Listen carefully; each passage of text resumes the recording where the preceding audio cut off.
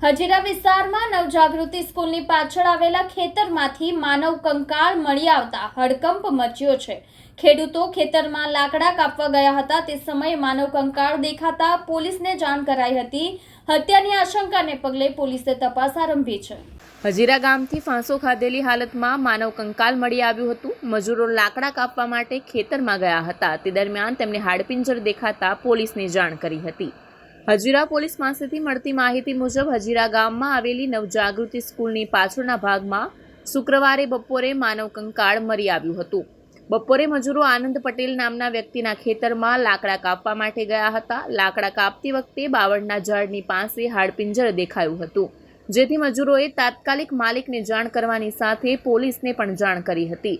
Hazira police સ્થળે દોડી આવી અને હાડપિંજરને નવી સિવિલ હોસ્પિટલ ખાતે ખસેડવામાં આવ્યા હતા, જ્યાં ફોરેન્સિક પોસ્ટમોર્ટમ કરવામાં આવ્યું હતું, જેમાં કોઈ વ્યક્તિએ ફાંસો ખાધો હોવાની સંભાવના પોલીસે વ્યક્ત કરી હતી।